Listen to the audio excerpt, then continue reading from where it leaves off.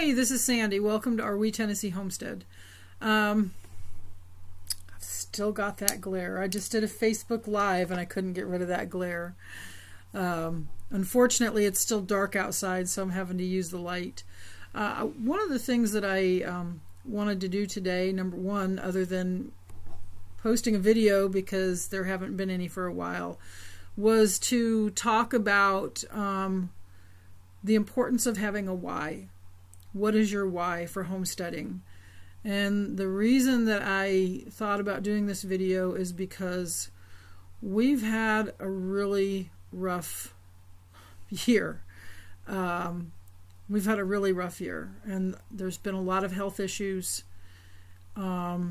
serious financial issues, and it's been really difficult. And there have been days that I haven't been able to get out of the house and do things on the property because of so much pain, limited range of motion. There's times I've been so embarrassed I've forced myself to go places and I've been bent over hobbling like an old person. Nothing against old people. I just don't consider myself one. But hardly being able to get up and down stairs, in and out of the car, up off of the seat. It takes me a minute once I do stand up for me to get like my bones straightened and able to start moving around. Once I get moving around, most of the time I'm okay. But dealing with all of that, and then the financial pressures from layoffs and reduced hours layoffs, having to give up a career because of health and stuff, that's made homesteading really challenging. And if I didn't know my why, and if my why for homesteading wasn't really, really important to me, I've got to admit, I'd have thrown in the towel. Because especially when you have livestock, you don't just have a garden. You're not just a home gardener. You're not a hobby farmer with a garden. But you have livestock that depends on you to take care of them. That means that unless you are so deathly ill that you can't claw your way out to feed your chickens and take care of your rabbits, they're expecting you to be out there. My chickens want to be let out of the coop every morning. They want to be closed in and protected at night. My rabbits, they want to be fed and watered and have their cages cleaned, and they may not know it, but they do. There's a lot of responsibility. And the other day, I tried taking rabbits down to what was supposed to be a farmer's market, but I guess it either the person that told me had the wrong date, or it got changed because of another festival in town. But anyway, I got down there. It took me 2 hours because I had to take rabbits out of a cage, put them in a dog carrier, take another rabbit out of the portable cage, which isn't set up to put multiple rabbits in, or else I would have had them in it already. Switch that rabbit around, take that cage out, hose it down, scrub it down, load it into my car, feed and water for them, and all of the things that it took me 2 hours when I got down there. And there was nobody in the parking lot. And I called inside the store. It was at a Tractor Supply. And they said, oh, well, that's October 1st. I said, okay, I was told that it was this date. I said, is there any way I can still set up? And they told me I could set up along the road. Well, with it being me by myself, that kind of limited it, because I thought, you know, if it was a farmer's market and there were other vendors, if I needed to run inside and use the restroom or whatever, I could get another vendor to at least keep an eye and make sure nobody walked off with all my rabbits. Just put a be back in a moment sign. And then the weather forecast had changed from nice and sunny to we're going to rain. So, and I was hurting. I had been up all night. I had prepared food for a fundraiser. for the VFW auxiliary, which was important to us because we very much want to be a part of stuff like that. So I stayed up working on food and working on stuff for the farmers market. So I had been up all night anyway. I was tired. I was in pain. Everything hurt. And so it was a horrible day. So I finally packed it and I sold one rabbit for $14. I had 8 rabbits. And I'm trying to sell rabbits so I can afford to go buy more feed for my rabbits. Okay. My husband was laid off for 2.5 months. This job has been really slow going and getting the paychecks. It was $200 short from what we thought it was going to be because of the pay periods and stuff. And so anyway, I'm trying to sell rabbits so I can feed rabbits. I'm talking to you from the realities of homesteading. If you are not financially independent and have a crap ton of money in the bank before you start this, we didn't. We had 0 when we bought this home with 0 down. We didn't even have the money to pay a home inspector, which would have saved us a lot. But anyway, that's another story. So I'm talking to you because I want you to know how important it is to have your why. I got home, I got the rabbits unloaded. I got to tell you, I was exhausted, and I stood there, and I was talking to the Lord. And I said, Lord, if this wasn't so important to me, I would give rabbits away. I would butcher rabbits, and we raise our rabbits for meat. So, you know, that's the reality of when you have meat rabbits. Some of them do get dispatched. And I would just pack it all up. But this is important to me. So why do I homestead? You know, I've been a country person all my life, even the times I haven't lived in the country. But I've homesteaded before. I homesteaded for 6.5 years when my kids were younger. And we were completely off-grid, no electric, no running water for most of the time. Self-sufficiency is very important to me. And I realize that there's not a way to be 100% self-sufficient. Like I can't, I'm not in a position to grow the things that I can turn into clothing and shoes and, you know, make metal and, you know, all those things. Obviously, there are certain things that that we have to depend on other people or stores for at this point. But self-sufficiency in being able to grow at least some of my own food, raise some of my own livestock, know how to preserve those things, whether it's canning it, dehydrating it, whatever the case may be. I have rabbit hides that I'm going to learn how to preserve and be able to turn them into clothing and stuff. Right now they're in the freezer, but I will learn that, just like I've learned all the other things that I do. Knowing what's in my foods.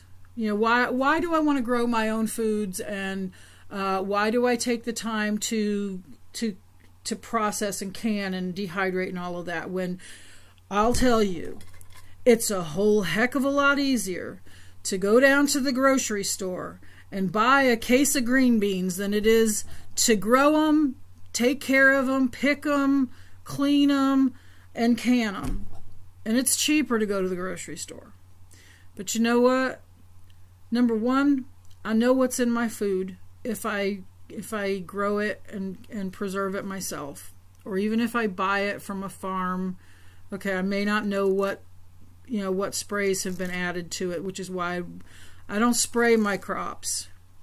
Maybe why they're not as good as I'd like, but anyway, I know what's in my food. You know, buying meats and stuff from the store. Some of the commercial meat industry standards, what they feed their animals, how their animals are raised, the conditions that those animals are raised in. I don't agree with. And if I raise my own livestock, if I raise my own chickens, now we raise our chickens for eggs. We don't have meat chickens yet. We may in the future. But I know what my chickens are feeding. I buy an organic, all-natural, non-GMO feed for my livestock. Rabbits, the same thing. And so I know what the food that I'm eating has been fed. I know that my chickens and my rabbits are loved and taken care of. I treat them with respect. My rabbits get loved on and petted, and attention and extra things and little treats and snacks and stuff. And we're going to be working on switching from cages to a colony setup, hopefully before the winter, because the more that I learn about raising rabbits, the more I want them to have a setup that is more natural. And I realize rabbits in captivity have never known running around outside and digging burrows and all that kind of stuff, but they also don't have to worry about owls swooping down and grabbing them out of their cages. But so we're going to be working on a colony setup, but so that they can have a good quality life, that they can have more room. I think that the livestock that we have is a blessing from God. It's a gift to us, and we're given stewardship over those things. And I believe that we need to treat that with respect.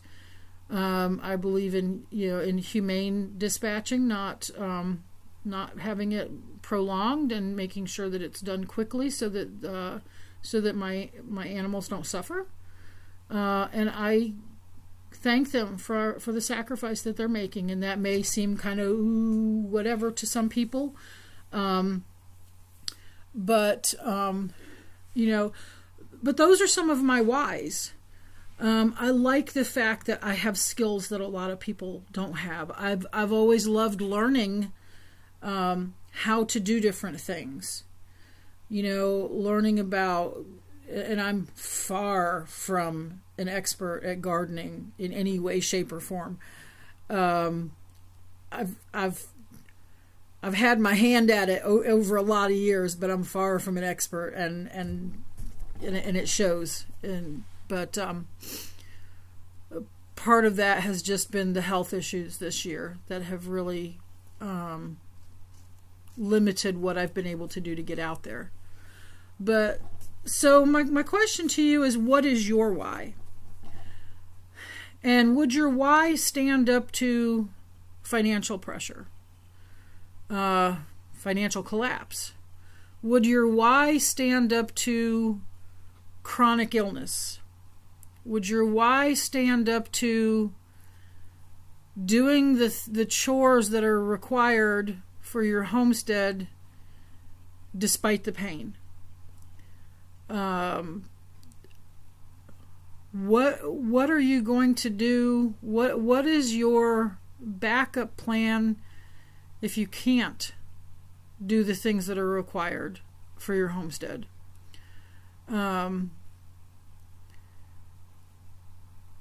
There's we jumped into this.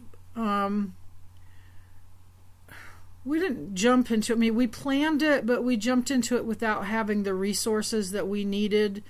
And we had lots of seed for our garden. But as far as getting livestock, I jumped the gun. I got livestock before we had a place for livestock. Then I got more livestock before we had a place for that livestock.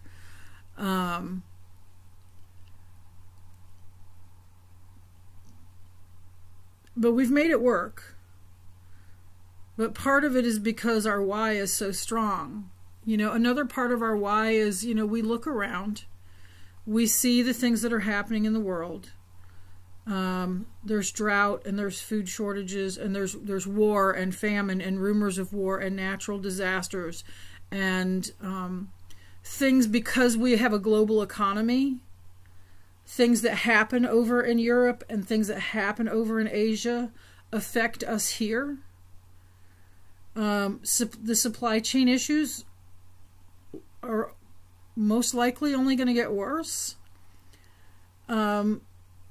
Because of the Russia-Ukraine war, European countries are having to choose for their people to either have natural gas for heat this winter or for businesses, factories, industry to run. So they're going to let their citizens have heat, but at the expense that some of the industry may be shutting down. And some of those industries are making glass and metal and stuff, which means that the products that those companies normally make aren't going to be there next year.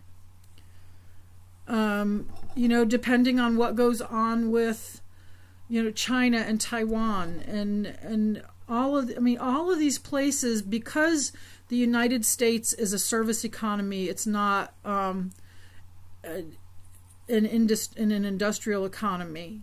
We don't produce, we use. We buy from other places. We produce some things, don't get me wrong.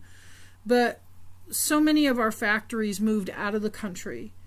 And we could be energy independent, but right now we're energy dependent. Even though we export some stuff, we don't use the full extent of the resources that we have. And all of that combined makes the perfect storm for the next couple years. And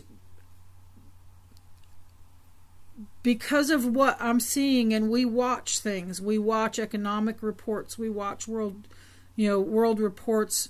We've got lots of sources that we're using to get intel from.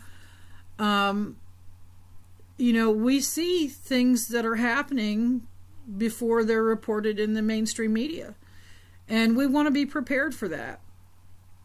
I want to know that if all of a sudden meat's already shot up in price. Meat's already doubled in price on a lot of things. But, you know, I can raise my own food. I don't have to worry about if meat's $20 a pound in the grocery store. I can keep raising rabbits.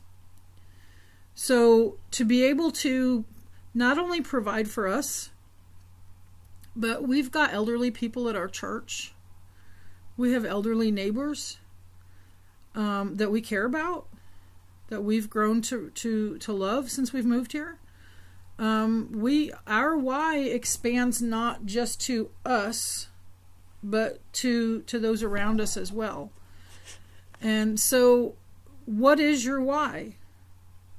Is it just one of those kind of romantic notions about, oh, I'd like to have the farm and some cows and some chickens, and oh, I don't like getting my hands dirty, or I want to be able to go on vacation throughout the year. Let me tell you, if you have a homestead, if you have livestock, it's one thing if you had a cat, just a cat.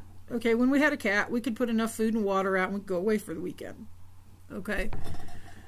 I can't leave my chickens and my rat. Well, the chickens I could probably put enough food and water containers out to go away for a weekend. But I would run the risk of a predator coming into the coop at night because I wouldn't be able to shut the coop up. My rabbits have to be checked multiple times a day. They just have to, because they spill their water, they do things, they run out of water, whatever. We don't have a setup, you know, an automatic setup that would be foolproof to be gone for more than a day. So, is your why strong enough that you're willing to give up going on vacations? Is your why strong enough that you're willing to miss weddings and funerals out of state, birthdays, grandchildren, parents, grandparents? How strong is your why? You need to know your why.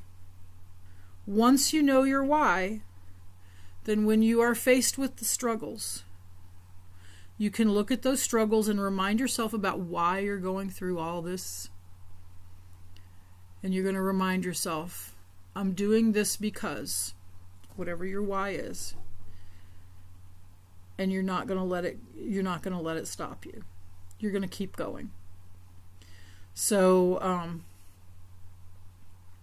please comment. I'd love to know what your why is. If you're not homesteading yet but you want to, why?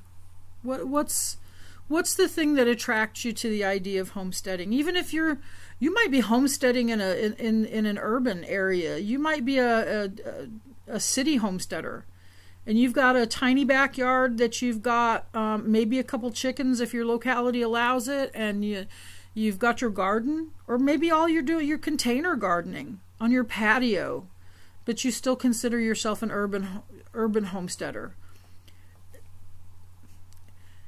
Homesteading is not completely about your setting. Part of it is your mindset. That desire to gain skills, and that desire towards a more simple and self-sufficient lifestyle. And I say simple in one sense, but a whole lot harder in another. It's a contradiction. But anyway, what's your why? What's your plan to make it happen? What's your timeline? What research have you done to determine what direction you want to go? You know, have you thought about how many acres, if you don't have your homestead yet, have you thought about how many acres you want, how many acres you can take care of? We have 1.5 acres, okay? We wanted at least 10 or 15 acres, preferably more, okay? We have 1.5 acres. That's not much for a homestead. We can barely keep the 1.5 acres going. It's keeping it mowed and stuff is... Anyway,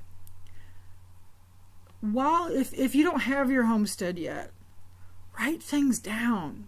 What do you want? Why do you want it? Why is it important? I want a food forest. Why do you want a food forest? I want these fruit trees. Why? What are you going to do with them? I mean, those seem like silly questions, but know your why and know what you want. You know, I wish that I had done a little bit more planning other than just being desperate to find a piece of property so we could start. Yeah. So leave comments, leave questions, and please hit the like button. Subscribe if you haven't already. If you think this would bless somebody, please share it. And we appreciate you all. Thanks for joining me. I've recorded so much footage to upload in the last month or so. And because a lot of it was filmed when I was in pain and just I was whiny, okay? I got to be honest with you. I've got a lot of whiny footage where I was just hurting so bad.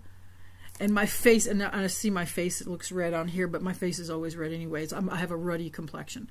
But you can look on my face, and I'm just like in so much pain, and sometimes sweat pouring down. I look like a freaking sweat hog and stuff. And I've got all this footage, and I recorded, like the 10 mistakes we made when designing our, when we got our rabbits and all this stuff. And I've looked at it, and it's like, I'm like a whiny baby because I'm hurting so bad. And I haven't wanted to put that stuff up.